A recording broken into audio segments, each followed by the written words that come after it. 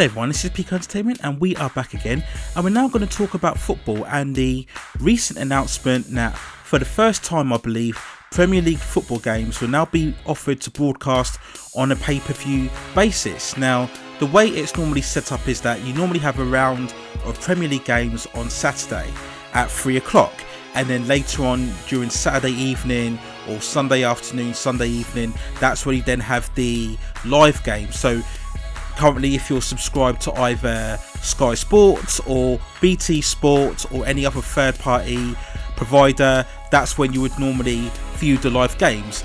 Saturday evening, Sunday lunchtime, Sunday afternoon. You may every now and again get the midweek Premier League matches as well, but in general it's normally Saturday and Sunday afternoon and evenings that you get to view the games. Now, if you know your football, you know that the 3 PM kickoff games have never been televised because obviously people go and watch them at the ground, so you would never televise them because you don't want to deter people from travelling how many miles they do to watch the Premier League matches at their own club stadiums. But obviously now, in the current COVID climate that we're in now, we don't have that option because the government has stayed true to its restrictions right now. There was early suggestions that maybe October, late October time, they may try to get some form of fans into stadiums, but following the recent spike increases within the COVID cases, they've decided not to do that. So for the foreseeable future now, we're still going to have games played behind closed doors. So this was always going to be a problem and a dilemma for the Premier League football. Well, it's a dilemma for all sports because, as we all know, every sport relies heavily on the gate revenue from the crowds visiting the games. Now, football could exist on this for a while behind closed doors because obviously it has huge amount of money coming through from sponsorships and image endorsements and TV rights as well. But there was always going to be an eventual breaking point or a crucial point where they would have to make a decision on what to do, whether to try and introduce crowds or try and generate some other forms of revenue. And that's really what has come to this decision of the Premier League games being put on a pay-per-view basis. So the initial plan will be for the price, the pay-per-view price for each game will be around £15. So I believe this will not affect anybody who's already paying a subscription fee for your Sky Sports or your BT. So I don't believe this will also affect any normal games that are scheduled right now. So prior to example, if we've got a couple of games scheduled for next week when we come back from international break, those games will still be booked to be televised, and as well as that, you'll have the games that were not televised originally.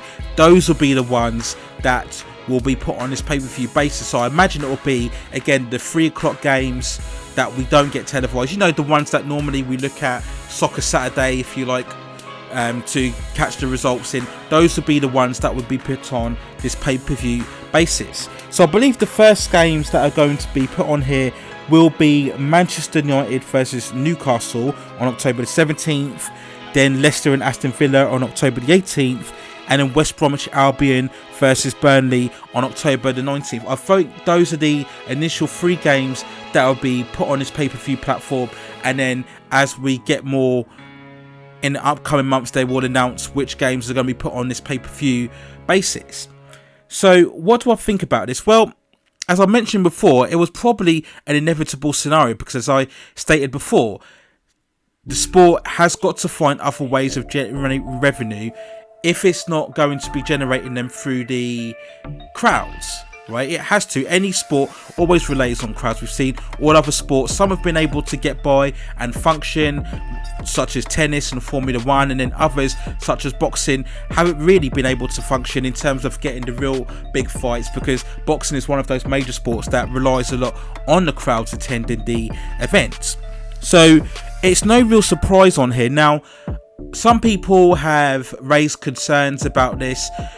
Initially, I don't think there's a problem because at the end of the day, if you cannot watch the games from the grounds, then this is really the next best thing, right?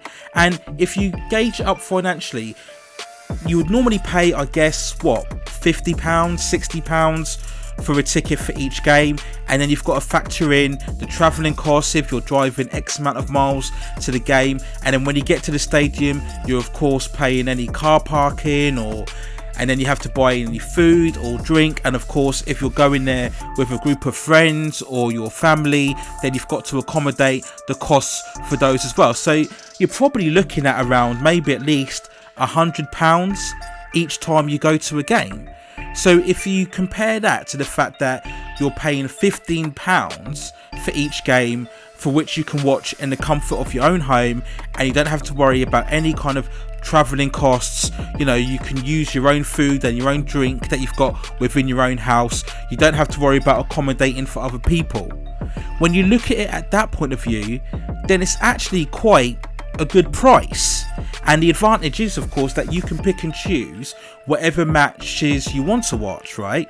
Now, obviously, if you want to watch all of the matches from your own club, you can do, but there may be a week or a month where money's a bit tight and you may decide you don't want to pay for it, but you'll have that option. That's the key thing, where I think if you buy a season ticket at the beginning, you kind of feel more obliged to watch every single game because you've paid for it, right? So even you may have days when you may not have the most money at your disposal right now, but you're still gonna feel obligated to travel all the way to watch the games to kind of value the season ticket that you've bought. So here now you can pick and choose which games you want to watch and which ones you don't want to. So if you look at it from that perspective, it's actually quite, I would say, a decent to good deal, right?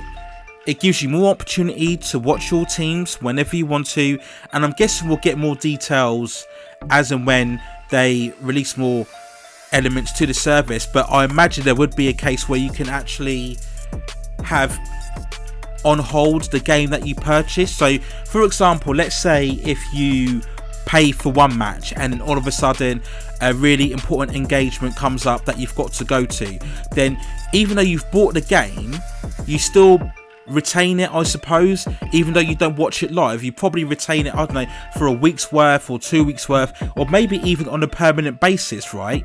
Because you're paying for it. So I'm guessing once you pay for it, you then claim ownership of that match in particular, right? So I imagine that's what the setup will be for the service, because that kind of makes sense in the long run.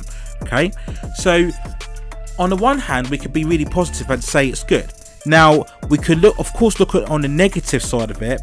Now, the big concern is that if they introduce this pay-per-view service and they get a lot of revenue from it, a lot of people purchase the games that for their respective clubs that they support, right? And they make loads and loads of money of it. The big concern is that they continue with it, right? And then what happens is the normal amount of games that you would get under your normal subscriptions would lessen, and then they would increase the amount set on this pay-per-view service, because that's where they're making the most money, right? And of course the clubs are going to support that initiative, right? Because they make the most money. So that's really the concern for people who are already paying X amount of money to subscribe to Sky or BT or whatever.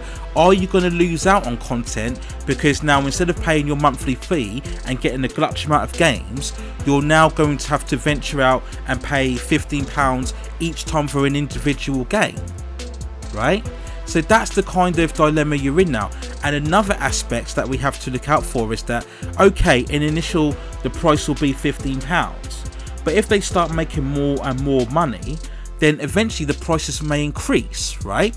We had this with boxing. If you remember way back, it may seem a long time ago, but I can remember when the pay-per-view initially for the boxing matches was around £5 to £8, and then slowly it started increasing to £10, then it started increasing to £14.95, and now we've seen really in the last 6 to 8 months, boxing events are now £20. We saw with Joshua and Klitschko, I believe that was £20, and also the Joshua and Ruiz the rematch, I think that was over £23, and also with the Dylan White and Povetkin, I think that was around £20 as well for the pay-per-view. So you see, that's the problem, is that if this initially becomes a success, the prices will be increased, and then it's the customer that loses out because they're having to pay more and more money.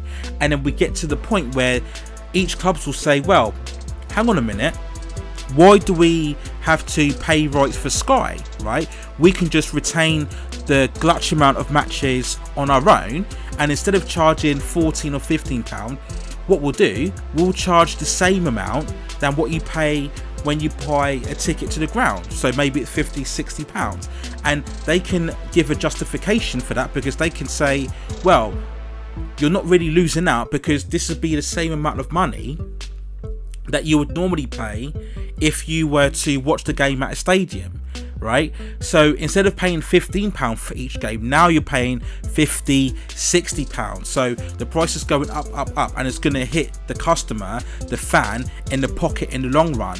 And that's the danger, that's the problem, because as we said, we have really no idea as to when crowds will be allowed back into stadiums, and even if they do that, it's always going to start in a limited capacity first, and that will be for a couple of months, and it may be not even till next season, or maybe even a season after that, before we see a normal stage where we can get full capacity of fans back in the stadium. So if we're saying maybe it's not till next season, then of course the clubs then have to account for that and look for many ways they can to generate revenue to account for the amount they're going to lose by not having crowds at the games. And that's the concern. That's the concern, that if this platform, this pay-per-view basis becomes more successful, then we're going to see prices rise, and you're going to be paying even way more than what you would normally pay if you were on a subscription basis to a sports provider, or even if you were going to visit the games anyway. You see, and that's the big concern, because the clubs will always look to generate more revenue for themselves in the long run. And like I said before, I think this could potentially create a scenario where once the rights contracts for both Sky and BT expire, the clubs may go on their own, right? They may go on their own and just provide their own platforms where they can employ their own commentators, etc., and just broadcast the game on their own, right? So let's say Arsenal, for example, they can say, right, instead of offering you a season ticket, you can pay, I don't know, £1,000, and you can have live coverage of all of Arsenal's games of the Premier League, and then maybe they may even put an extra tariff on there for any Europa League games, any League Cup games, FA Cup games. We don't know how they could spin it, but they would look to introduce as many initiatives as they can to increase more money to make up for the lost revenue in terms of the lack of crowds. So it's more of the potential increase and the potential financial impact on the customer. That's what I'm worried about. So initially it is a good idea in the short term, right, to give fans more opportunity to watch more games, to watch their teams, live amount of games for the non-televised matches. Okay, so as long as the current subscriptions as well that people are paying at the moment for the sport providers aren't affected, right, because we had the controversial topic of the live action Mulan, right? If anybody doesn't know, essentially Mulan was meant to be released in theatres, and then because theatres weren't being opened, they decided to put that on the pay-per-view streaming service, but the premium price for that was $30, right? But in order to watch that movie, you had to pay a subscription to the Disney Plus. So many people felt cheated because they're already paying for the subscription service. Why should they pay more for a product that eventually 3 months later is going to appear on the Disney Plus service anyway? So they're paying more money, and that's the concern. You see, that's the problem, and that's why I think if there's any kind of negative pushback or backlash, that's what I think the reason is, because people are seeing what's going to happen down the future, 6 months down the line, a year down the line, if we somehow can't get crowds back in the initial grounds, and we're going to have to rely on this platform. Because what you don't want is this to be a permanent basis. That's the last thing you want, is when you want every game being charged at a certain amount, because it will only go up after each year, especially if it's majorly successful and clubs even start to see some profitable gains from this platform. So that's my big concern, not in the idea itself, but in the fact that the financial impact on the customer, on the supporter, could increase if for somehow they can't manage to go back to grounds in the next year or two, and more clubs will look to maximise their own profitable gains by hiking up prices, and we get to the point that we may not even have a Sky Sports or a BT Sport anymore. It may literally just be each individual club fending for themselves and charging each prices for their own particular games. Kind of a bit like what you've got with boxing, right? Where we don't have a unified organisation. We have each promotional company charging pay-per-views for their own events that they put on. That's a similar situation that what we could get with football, and we don't want that. Okay, football may not be a perfect sport, but it's a lot better in terms of its setup than what boxing is, where you've got each individual faction setting out its own prices for the events. That's what you don't want in boxing, in football, because that will really hurt the sport in the long run, and it will be the fan and customer that suffers if we get that scenario. So those are my thoughts on the recent initiative to have Premier League games broadcast on a pay-per-view basis. Let me know what you think in the comments below. Are you really concerned about this? Do you think it's a good idea in the short term, as it gives more access to games for fans, because obviously they can't attend the games? Are you worried about the long-term ramifications of this, that if it turns out to be very successful and they make a lot of money, that this will become much more of a permanent venture, and we may even see the end of broadcasters such as Sky and BT Sport in terms of the football coverage, and we'll have clubs just individually setting their own tariffs for each of the broadcasting games? Would that be a good thing? Would that be a bad thing? Do you think that will hurt the game in the long run, or do you think that will help the game in the long run to get over this current COVID-19 climate that we're in? So that's it for now. Those are my thoughts on the initiative of the pay-per-view for the Premier League games. Let me know what you think in the comments below. Please hit those like and subscribe buttons and help me grow this channel in the long run so I can provide you with more content. But that's it for now. Take care of yourselves, stay at safe distances, and I will see you very, very soon.